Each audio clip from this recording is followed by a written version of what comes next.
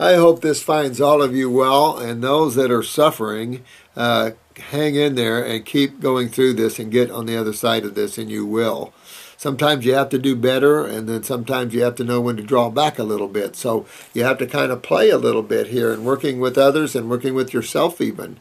Nobody's perfect in that way, and, you know, everybody does what they can. You know, I've talked to YouTubers today, and, you know, some got off with the Thanksgiving and Christmas meals, and now they're trying to get back on, and, you know, this is all just part of life here.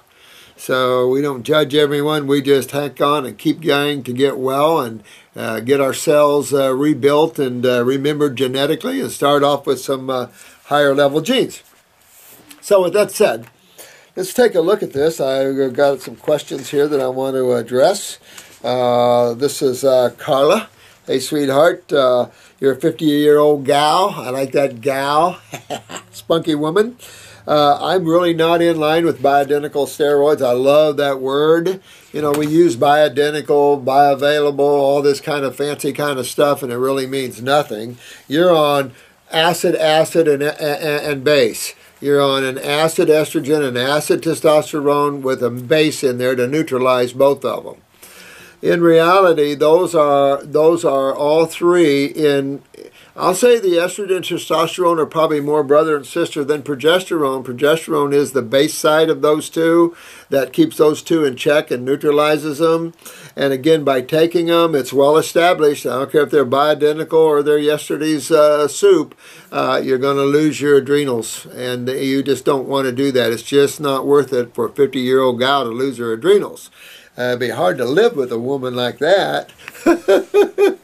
But you don't remember, if you take them, I don't care what form they're in, your body quits making them, and they gave you. It's kind of like mixing hydrochloric acid in your acid digestive enzymes with your base digestive enzymes. Same kind of thing here. I don't like that. The fact, if you got weak adrenals, you got to fix them. And fixing them can be all kinds of ways. You can use herbs, you can use glandulars, but you want to do a whole systemic work on yourself, because if you're having trouble with adrenals, you're going to also have trouble with kidneys and the lymph system to some degree. So you want to fix those up and get your health back there, and think about the pituitary, because if I read on, my symptoms at this time are mood swings, all right? Sleep problems, okay, so we're back up in the head here at the pineal gland and the pituitary, irregular periods. Now that could be because you're a 50-year-old gal, but at the same time, I'm going to be looking at your pituitary here and going after that. And so here we go. Cystic jawline, acne. So you're very lymphatic up in the head here, sweetheart, and you've got to get this lymph system cleaned out so your pituitary can stand up and breathe and be the boss that it is. And get your adrenals up, get your thyroid, parathyroid up. Tender breasts, again, that's the lymph system there, and that's showing that you're very acidic in the breast tissue. That's a precursor to fibromyalgia or fibrocystic breasts, in other words, a precursor to the little tumors and calcifications and everything else, because the soreness is due to acidosis. So you're going to be forming these little calcifications. I saw them kill a lady over a little calcification once.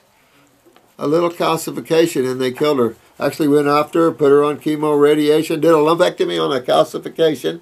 I mean, it's insane. And some concentration mental fogness. Yeah, she's not overweight. I take good supplements, but my question was, is there a specific supplement or an herbal supplement that would you keep things in check better? In Christ, Carla. Well, Carla, Christ would be doing a full body detox on you about now, detoxifying you, putting you up toward fasting, probably on fruits first, and cleaning your lymph system out a little bit, getting rid of all this acne, clean up that lymph, which will then increase gland performance for yourself and bring these glands into harmony. He'd be picking the herbs which his father made for him, and you would be using them. So I would definitely get into some of these protocols we've been talking about and getting your body back in shape. Absolutely. This is a question to Chris a while back. Do you recommend soaking your spouts in hydrogen peroxide? I've never done that. I might clean my sprouts, but soaking them in hydrogen peroxide, I've never done that. Is use it now against mold on my sprouts? Well, you could wash them in hydrogen peroxide, okay, but I don't know if you got mold on your sprouts. I don't know why you would have mold on your sprouts. I mean, if you have mold on your beans or whatever you're sprouting, then that would be considered too old to use in the first place. So you shouldn't have any mold problem. I never had any mold problems on any sprouts I ever grew, and I grew tons of alfalfa sprouts. Hydrogen peroxide sounds like isolated chemistry, and it is. Yeah, and look at the process that they get hydrogen peroxide now. So really, if you wanted to soak them in anything, use a Parasitic or something, but a good enough hydrogen peroxide just to clean them a little bit, maybe. Do you recommend growing your sprouts on soil or just in glass? Well, of course, I grew them in glass, and when we hydrate here, we grow things in glass, but of course, anything soil-based is going to be so much more powerful, but then there is ocean ponics, and you can grow sprouts in ocean ponics and blow them out of the water. More videos on consciousness and spirituality. I love that side of life, don't you? I mean, because it's a feel-good love side. I'm home with God's side. I see all of you as brothers and sisters, and the Father too. I love that side. That's the best side. You know, the longer I've been traveling as a traveler in the heavens and dealing with all these spiritual people and the spiritual masters and stuff, I think I have less and less to say. Yeah, I mean, after a certain point, there's not so much to say. You know, you get beyond the mind. The real issue is you've got to get beyond the mind. That's the negative side of creation, if you will. And if you can get beyond that, I mean, the mind does hold duality in a sense, but especially at the causal level, but I would just work on putting that mind as a gopher for myself and let me shine through. And then your experience of ecstasy and joy and laughter will be assured. So that's always the better way to go there. This is from P.G. Eschner. This is, I too have seen these other world parasitic, Remora. Yeah, this is a good question. Is it our duty to remove these beings from people, or are we supposed to leave them there as a function of the soul working out karma? You know, it's a very good question, and for some of the Christians it might be a little hard to take this question, but forgive us, because there is all levels there to work with, and so it's just good information to know that you can always be a victim of someone else. And they can be in their physical body, or they don't have to be in their physical body. You should always be the watcher of your consciousness, that no one takes advantage of you and takes your joy and happiness away, both physical or etheric. For me, I used to be called the Ghostbuster in different ways, because I used to always like to take entities and give them their rightful place. There are some that are really gnarly out there. As you've seen more and more now on TV, they're bringing out more of these stories out.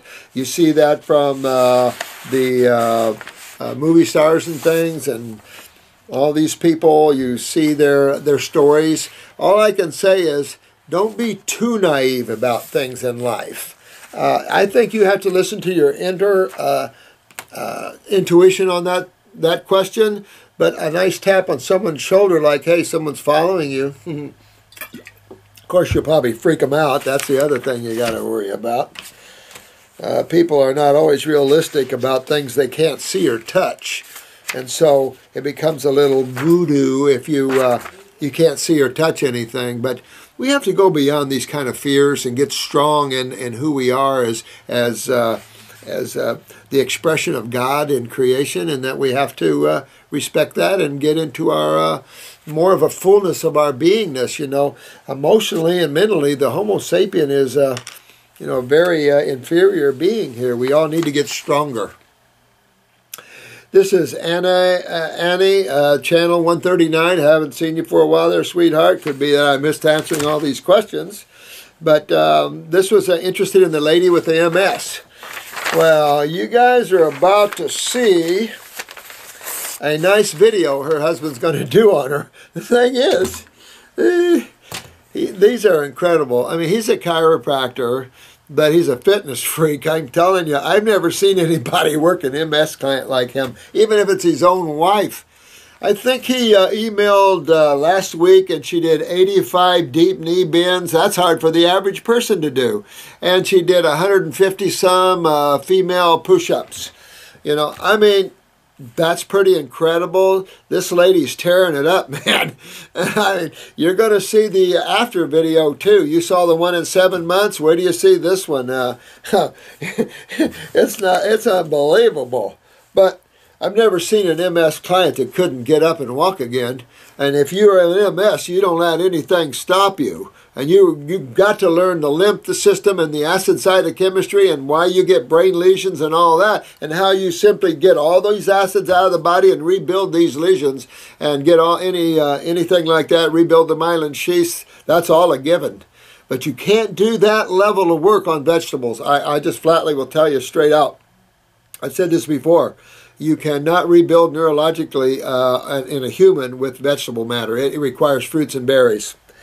I just tell you, I've had a lot of experience with this level here. Hey, Joz. Hey, man. I have to laugh at this one, guys. I ate a pizza yesterday and been feeling sick all day. God, how stupid can a person be to eat such crap? Don't beat yourself up, Joz. I remember it wasn't that long ago, everybody wanted a pizza around me, my family and everything. So I said, okay, well, I want the littlest vegetarian thing you can get. Light tomato sauce, knowing that was going to kick me and everything else. I had one piece and like to throw up. I mean, that hurt me for hours. And it's like the things Homo sapiens do. So you're in good company, my friend. We all do that once in a while. But you know what? It's kind of a safety net, because when it kicks your butt, it's a driving force to get you back doing good again. Your body knows exactly. I've always said, if you can get your clients or your friends or your loved ones or yourself 1 month on raw, and then you go do something like a pizza, nobody has to say a word. We all know what you're going to feel because we've all done it, or at least most of us. It's just life in the fast lane, you know. Some smells are overriding. Just some smells are so good they don't equal the taste or the effect of the food. That's for sure. This is Neroli. Nerola, 528. This is the question regarding a 75-year-old female with reoccurring bladder infections for 20 years. Well, that many years with that high acid in the bladder can't lead to nowhere good. So this lady really has to turn this around for herself. She's 75. She's got a lot more years in front of her, but she'll turn this around. Definitely want to start drinking the Heal All tea, I would, and start running those herbs through my bladder and my kidneys for sure. At the same time, I'm going to honk down with some herbs for my kidneys. I'm going to go after my lymphatic system, since that's what this UTI or the bladder infection is. Interstitial cystitis, it's all part of the same kind of crap.